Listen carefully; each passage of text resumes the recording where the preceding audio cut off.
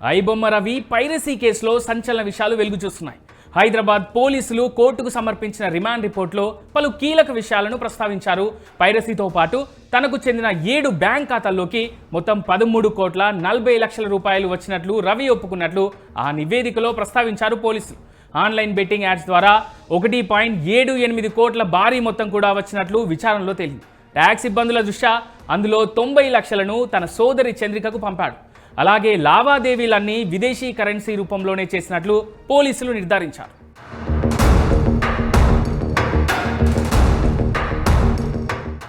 కొంతకాలం పాటు కూకట్పల్లి ఉషా ముల్లపూడి హాస్పిటల్ దగ్గరలో రవి ఒక ఆఫీసును నడిపాడు.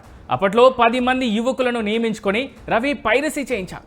అనంతరం ఓ విదేశీయుడి ద్వారా ట్రేడ్ మార్క్ లైసెన్స్ పొందాడు. రవి 2 రకాలుగా సినిమాను కొనుగోలు చేశాడని పోలీసుల కస్టడీ రిపోర్ట్ చెప్తోంది. లావాదేవీలన్నీ డాలర్ల రూపంలోనే చేసిన రవి బెట్టింగ్, పైరసీ ద్వారా వచ్చిన డబ్బుతో జల్సాలు చేసినట్లుగా పోలీసులు తెలిపారు.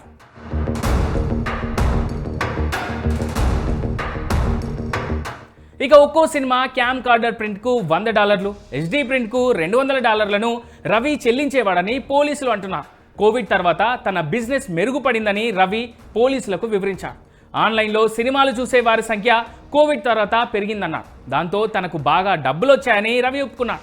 12 రోజుల కస్టడీలో రవి చెప్పిన వివరాలను పోలీసులు కోర్టుకు సమర్పించారు. అయితే పైరసీ, బెట్టింగ్ విషయాలను పక్కదారి పట్టించేందుకే ప్రయత్నించి రవి దొరికిపోయినట్లుగా వార్తలు వినిపిస్తున్నాయి.